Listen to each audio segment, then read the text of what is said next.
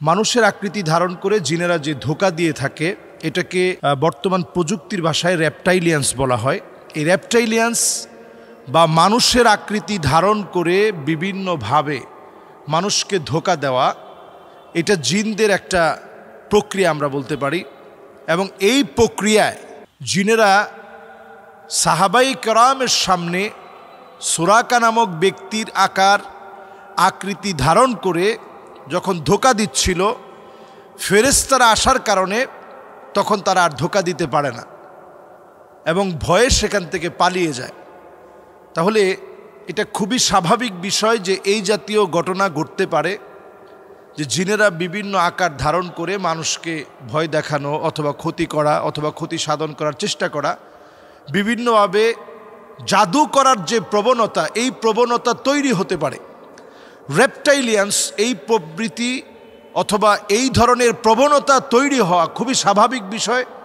এটা তৈরি হলে নানাভাবে মানুষ ক্ষতির সম্মুখীন হবে। অনেক সময় আপনি দেখবেন যে আপনার মায়ের চেহারা ধারণ করে আপনাকে বিভ্রান্ত করার চেষ্টা করতেছে। নতুন বাচ্চা হওয়ার পরে এই বাচ্চাটাকে চুরি করে নেওয়ার জন্য শাশুড়ির আকার ধারণ করে এরপরে বাচ্চাটাকে চুরি করে নিয়ে মেরে ফেলল।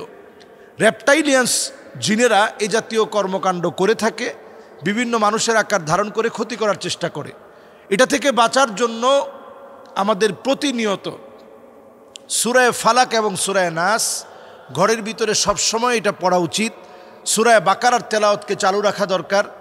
উচ্চ কণ্ঠে এখন কোরআনুল কারীমের তেলাওয়াত ছেড়ে রাখা দরকার। এর মাধ্যমে আল্লাহ রাব্বুল আলামিন এ জাতীয় যত রকমের দুষ্ট চক্রের চক্রান্ত আছে, এই চক্রান্তগুলো থেকে আল্লাহ রাব্বুল আলামিন হেফাজত করবে। সুতরাং রেপটাইলিয়ান্সদের চক্রান্ত থেকে বাঁচার জন্য যারা মানুষের আকৃতি ধারণ করে জিন জাতির মধ্য থেকে মানুষের ক্ষতি সাধন করে, তাদের এই ক্ষতি সাধন থেকে বাঁচার জন্যে অবশ্যই এই কাজটা আমাদের চালিয়ে যেতে হবে।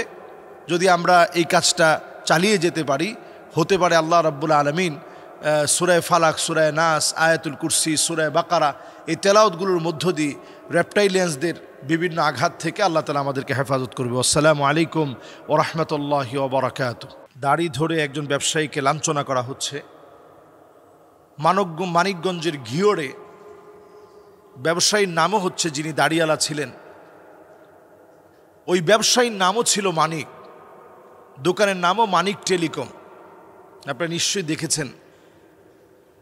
যেই লোকটা ওনাকে এসে মারধর করছে এবং দাড়ি ধরেই মারধর করছে এবং দাড়ি নিয়ে গালি দিচ্ছে, এবং এটা শুধু আইনের আওতায় আনলে হবে না, বরং আইনের আওতায় আনার পরে যে কাজটা করেছে, এই বিষয়টা ঠিক যেভাবে মিডিয়ায় ফলাও হয়েছে যে একজন মানুষের দাড়ি ধরে সে অপমান করেছে। দাড়ি ধরে সে শুধু ওই লোকটাকে অপমান করে নাই, দাড়ি ধরে আঘাত করা মানেই হচ্ছে নবী করিম সাল্লাল্লাহু আলাইহি ওয়াসাল্লামকে অপমান করা। বাংলাদেশের মতো একটা মুসলিম দেশে 95% মুসলমানদের দেশে দাড়ি ধরে কোনোভাবে অপমান অপদস্থ করা মানে সমস্ত মুসলমানদেরকে বৃদ্ধাঙ্গুলি দেখানো। এটা পরিষ্কারভাবে এই বিষয়ে সজাগ সচেতন থাকা দরকার। যদি এখনো আমরা এই বিষয়গুলো না বুঝি, কবে বুঝবো আমরা বলেন? একজন মানুষকে সে দাড়ি ধরে টানতেছে এবং অপমান করতেছে। নবী সাল্লাল্লাহু আলাইহি সাল্লাম হাদিসের ভিতরে পরিষ্কার বলেছেন, ফামান রাগিবান সুন্নতি ফালাইসা মিন্নি, যে আমি নবীর সুন্নতকে অবজ্ঞা করে সে আমার দলভুক্ত না। আর দাড়ির হুকুম সমস্ত চার ফুকাহায়ে কেরাম, 4 মাযহাব অনুযায়ী দাড়ির হুকুম ওয়াজিব। দাড়ি মুন্ডানো হারাম। যেই ক্লিন শেভওয়ালা ব্যক্তি, দাড়িওয়ালা ব্যক্তির দাড়ির মধ্যে ধরে দাড়িকে অপদস্থ, অপমান এবং লাঞ্ছনা করে বেয়াদবিকর কথা বলেছে, ওইটা মুসলমানের সন্তান হইতে পারে, কিন্তু হারামের উপরে টিকে থেকে একজন মানুষ, সুন্নাহর উপরে টিকে থাকা মানুষ, ওয়াজিব যেই লোকটা মানতেছে, এই ব্যক্তিকে সে অপমান করতেছে। শরীয়তের দৃষ্টিকোণে ওই লোকটা, যে লোকটা ক্লিন শেভ, সে এমনি ফাসিকির উপরে আছে, কারণ প্রকাশ্যে সে হারাম কাজ প্রতিনিয়ত করতেছে। এর মধ্যে ওই লোকটা এসে এমনভাবে আঘাত করেছে এবং কয়েকজনে মিলে তাকে ধরে রাখতে পারে না। পরে জানা গেল পরিকল্পিতভাবে জাল দলিল তৈরি করার জন্য, এবং দলিলের কাজ করে দিলে টাকা দেয় না, এই জাতীয় লোকদের চরিত্র তো এর চাইতে ভালো হতে পারে না। জাল দলিল করার পরে সে লোক টাকা দেয় না, তো টাকা না দেওয়ার কারণে লোকটা কাজ করে দিতে চায় না, এটা নিয়ে তার সাথে মনোমালিন্য হলো। এক্ষেত্রে পরিষ্কার একটি হাদিস শোনায় দিতে চাই, গুন্ডামি করা বন্ধ করেন। মান ইনতাহা বা নুহবাতান, যে লোকটা সামান্য অস্ত্র ত্যাগ করবে কারো দিকে, গুন্ডামির হাত বাড়াবে মানুষের দিকে, কাজ করিয়ে আপনি টাকা দিবেন না, নবীজি সাল্লাল্লাহু আলাইহি সাল্লাম বলছেন ফালাইসা মিন্না, সে আমার দলভুক্ত না। অন্য হাদিসের ভিতরে নবীজি বলছেন মান গাশশানা ফালাইসা মিন্না, যে ব্যক্তি ধোঁকাবাজি করবে, কারো কাজ করার পরে আপনি টাকা দিলেন না, আপনি ঠকায় দিলেন, গোপনে চলে আসলেন, কম দিয়ে ভেগে চলে আসলেন, আপনি মনে করছেন অনেক বড় কিছু করে ফেলছেন, নবীজি বলতেছেন ফালাইসা মিন্না, সে আমার দলভুক্ত না।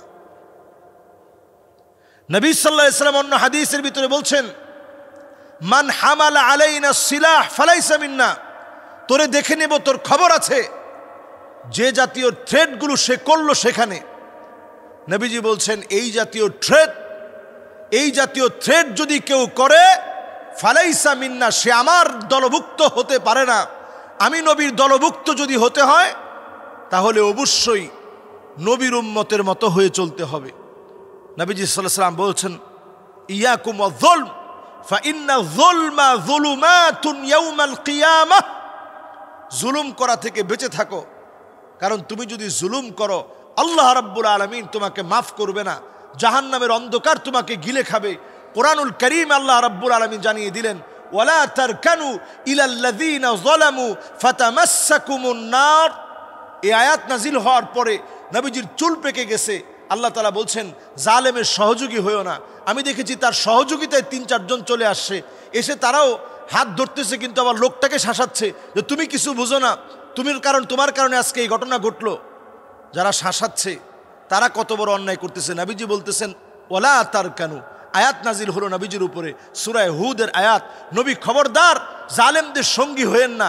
ওয়ালা তারকানু ইলাল্লাযীনা যালামু ফাতামাসসাকুমুন নার, জালেমের পাশে ঠেস দিয়া দাঁড়ায়েন না, জালেমের সহযোগী হয়েন না, জালেমের হেল্পিং হ্যান্ড হতে যায়েন না। যদি হন তাহলে জাহান্নামের আগুন গিলে খাবে। নবীজি সাল্লাল্লাহু আলাইহি সাল্লাম বলছেন এই আয়াত নাজিল হওয়ার পরে শাইয়াবাতনি হুদুন, এই আয়াত নাজিল হওয়ার পরে আমি নবীর চুল পেকে গেছে। যে কয়টা চুল নবীজির পাকছে এই সূরা হুদ এবং তার পরবর্তী কয়েকটা সূরার আয়াতে কারিমা নাজিল হওয়ার পরে নবীজি ভীত সন্ত্রস্ত হতে হতে নবীজির চুল পেকে গেছে, এত পরিমাণ নবীজি ভয় পেয়েছেন। সম্মানিত হাজিরিন, এই জন্য পরিষ্কারভাবে আপনাদেরকে বলি, আমরা আমাদের জীবনে মানুষের উপর অন্যায় করা, অবিচার করা থেকে বেঁচে থাকব। আর যে অন্যায় অবিচারটা হয়েছে এর দৃষ্টান্তমূলক শাস্তি আমরা বাংলাদেশে কামনা করি।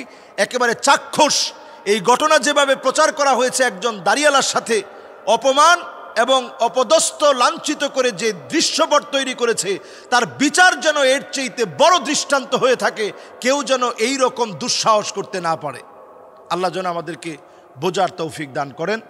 আসসালামু আলাইকুম ওয়া রাহমাতুল্লাহি ওয়া বারাকাতুহু।